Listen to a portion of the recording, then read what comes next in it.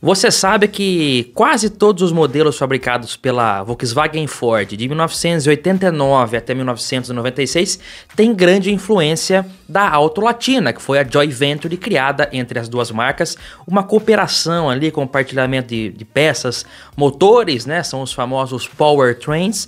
Com exceção, no caso da Ford, só a linha pesada de caminhonetes, mesmo F1000 e o Fusca, que voltou em 93, não teve compartilhamento de peça, mas o restante em grande parte. E aí, tem aqueles debates aí, né, em redes sociais e tudo mais, né? Qual é melhor? Se você pegar, por exemplo, um Verona ou um Apollo, um Santana ou um Versalhes, qual é o melhor? Em junho de 1992, a revista Quatro Rodas realizou um comparativo completo, comparando os carros em suas respectivas categorias ali, concorrentes, categorias equivalentes. Qual será que foi o resultado? Eu vou contar para vocês hoje um pouco mais de como foi este teste da revista Quatro Rodas.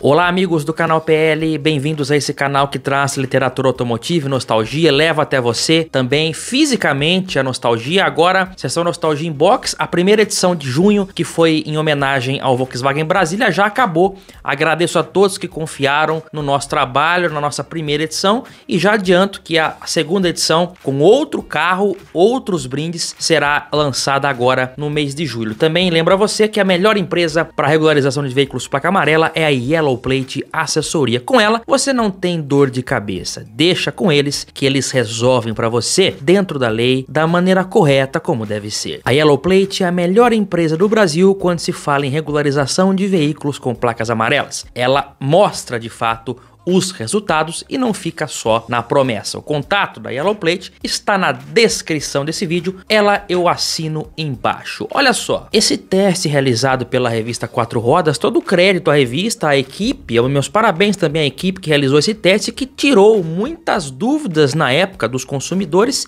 e também que trouxe resultados surpreendentes. Teve Gol com motor de Escort, Escort com motor de Gol e outras cositas más típicas de Auto Latina. Vamos ver então o resultado do primeiro embate, que trazia, acho que a dupla de veículos que é mais emblemática, na minha opinião, quando falamos em Auto Latina, que é Verona e Apollo. O Ford, lançado em 1989, foi o primeiro carro da Auto Latina após a sua criação em 1987. O modelo testado em 92 foi o topo de linha GLX contra o Apollo GLS, sua versão equivalente. Falar das características de ambos aqui no canal é chovendo molhado, mas os senhores sabem que basicamente o Apollo era quase que uma versão esportiva do Verona. Ele podia até ser mesmo visto como um modelo, uma versão esporte do modelo da Ford. Ambos eram um Escort 3 volumes. O motor usado entre os dois era exatamente o mesmo, o famoso motor AP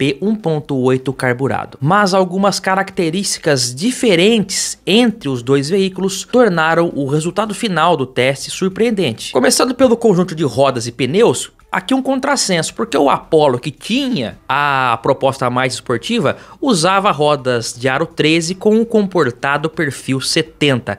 Já o Ford Verona, que tinha uma ideia mais clássica e conservadora, usava rodas de aro 14 e perfil baixo, perfil 70. É bem verdade que essa roda do teste era exclusiva da linha 92, até o 91 o Verona usava outra roda. Mas é estranho a gente analisar isso daí, porque o Apollo não teve essa alteração no modelo da roda. Apesar do sistema de freios ser exatamente o mesmo entre os dois carros, essa diferença nas rodas causou também uma divergência no tempo, na distância de frenagem entre eles. O carro da Ford, o Verona, precisou, para parar de 80 km por hora até zero, precisou de 34 metros. Já o Apollo parou na mesma velocidade, 80 a 0, em 37 metros, uma diferença considerável. Eu não disse que eles eram iguais mecanicamente, eu disse que o motor usado neles era o mesmo. E é bem verdade, eu não disse que o conjunto mecânico era o mesmo porque o câmbio não era, né? O Verona usava o mesmo câmbio de relação longa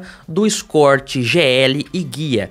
Já o Apollo, como era mais esporte, usava o câmbio de relação curta, usado também pelo Escort XR3. E aqui realmente eu não entendo. Eu particularmente não gosto de câmbio curto, mas na época tinha esse conceito de que câmbio curto era sinônimo de esportividade. Por exemplo, a Paraty que eu tenho aqui, que é um 88, por ela ser GLS 1.8, ela tinha um câmbio PV, que era um câmbio curto, o mesmo câmbio usado no Gol GTS. Então eles tinham esse... E a Paraty GL tinha um câmbio mais longo. Esses câmbios curtos, eles aceleram mais rápido, mas a final fica prejudicada. O carro perde em velocidade final e em alta velocidade o motor urra, né, mais, porque a quinta é mais curta. Então eu particularmente não gosto de câmbio curto, e o que eu digo aqui se refletiu claramente nos testes, né? O Apollo perdeu em aceleração e velocidade final para o Verona, o que não era de se esperar. Por ele ter um câmbio mais curto, teoricamente ele atingiria mais rápido a velocidade final e também retomadas, mas não foi isso que aconteceu. Isso nos mostra que o uso do câmbio curto, pelo menos no meu entender, acaba não compensando. No caso, o Apollo ele só teve uma vantagem na retomada em quinta marcha, do resto ele acabou perdendo aí. Inclusive é um dos poucos casos aqui, em se tratando de Autolatina, em que eu prefiro mais o Verona do que o Apollo. Apesar de eu achar o Apollo bonito, aquele estilo mais esporte, eu tive um Verona e gosto mais. Se tivesse que escolher entre um dos dois, para ter, eu teria um Verona novamente. Agora o embate entre Santana e Versalles. Curioso que o Versalles, basicamente ele saiu do Santana, né? O novo Santana, lançado aqui em 91, foi desenvolvido lá na sede da Volkswagen em Wolfsburg, na Alemanha, com a participação ativa de profissionais brasileiros. Seria o Versalles um aprimoramento dele? Bem, o primeiro ponto destacado na reportagem foi a diferença no preço das peças. Veja bem, o Santana e Versalles, eles eram os mesmos carros quando se fala em suspensão, motor e câmbio. Mesmo assim, a diferença nas redes autorizadas acabava sendo grande. Por exemplo, os amortecedores do Santana eram 20% mais caros do que o do Versalles. As portas chegavam a ser 62% mais caras também. Já a chave de ignição, a chave do carro, chegava a ser 77% mais cara. E era a mesma chave, a única diferença era o adesivinho que ia ali, né? No caso do Santana e o adesivo 2000. Era a mesma peça e a diferença era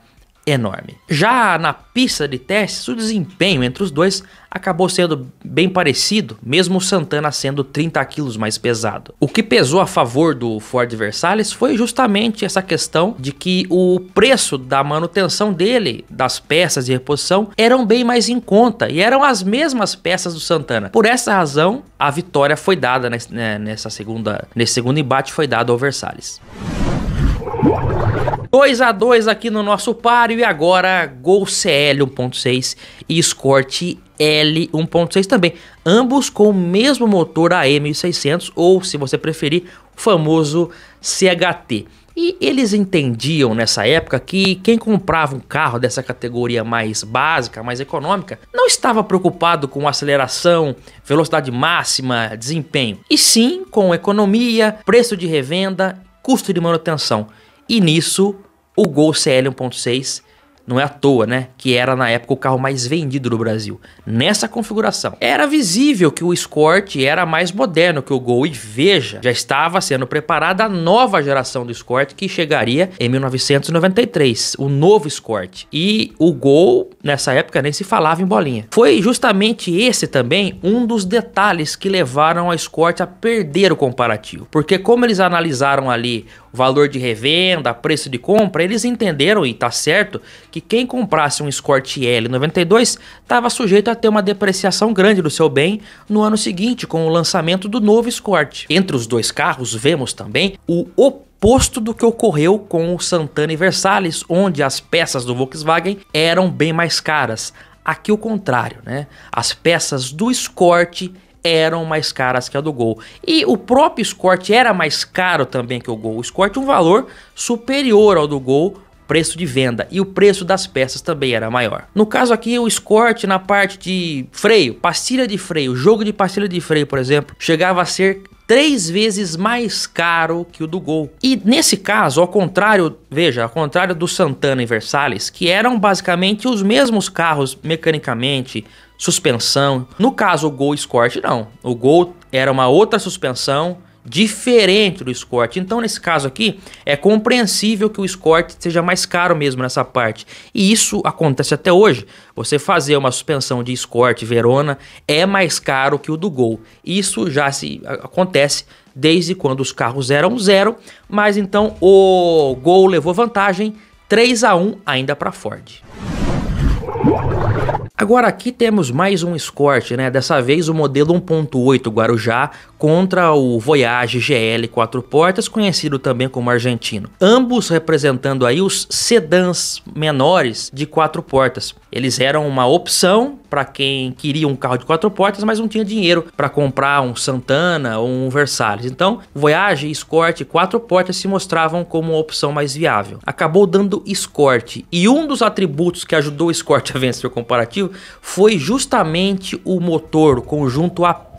O Escort ganhou muito a partir de 89, quando passou a ser equipado com mecânica Volkswagen. Já o Voyage, o que o Voyage ganhou da Ford para melhorar? Nada. O Voyage permaneceu basicamente o mesmo, era quase o mesmo carro de 82, 81, né? Já 11 anos no mercado. Então, o Escort acabava levando vantagem. Além disso, o vão de acesso à porta traseira, conforto dos bancos, silêncio ao rodar, também deram vantagem para o Escort, mas de todos os testes aqui, os comparativos, eu creio que o Voyage e o Escort tenha sido o que ficou mais páreo ali entre os dois, e aí acaba ficando mesmo como uma questão de gosto, né? Há quem prefira o Voyage, há quem prefira o Escort, porque o Voyage também foi pontuado que era muito bom de dirigir, ambos com a mecânica AP 1.8, mesmo motor também. Então é questão de gosto, assim como todos, mas bem fortemente aqui nesse tópico do Escort Guarujá e do Voyage GL 4 portas. Inclusive o cantor Roberto Carlos tem um Escort desse, um Escort 4 portas Guarujá preto. Agora a batalha entre as picapes Pampa GL e Saveiro GL. Aqui foi destacado, inclusive no começo da reportagem, que dos 14 carros avaliados, o painel de instrumentos mais completo era o de uma picape, e é a Pampa, né? Por quê? A Pampa trazia o painel de instrumentos do Del Rey, que havia sido descontinuado em 91. Maciez e conforto dos bancos também pontuaram a favor da picape da Ford, mas no quesito desempenho, estabilidade e capacidade de carga, a Saveiro levava vantagem. Apesar de parecer menor, a caçamba da Volks leva 30 kg a mais do que a Pampa. Pouca gente nota isso, né? A Saveiro tem uma capacidade de carga maior do que a Pampa, mas a Pampa tinha uma suspensão por feixe de mola, uma suspensão muito cultuada por quem gosta de picape. Mais uma vez, é questão de gosto, mas quem levou vantagem aqui foi a Saveiro, placar até agora 3-2 para a Ford.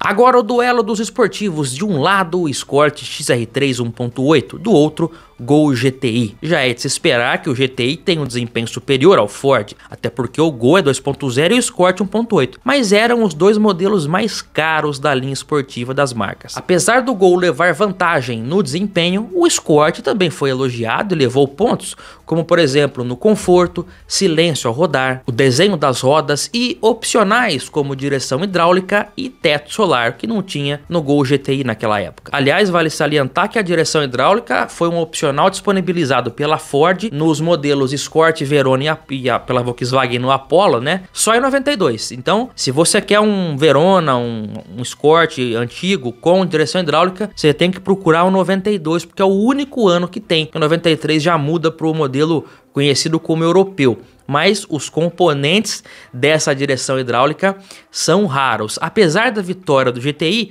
já se preparava o lançamento do novo Escort XR3, dessa vez com motor 2000i igual ao GTI. Então ali, tá rimando, né? A disputa ficaria mais interessante.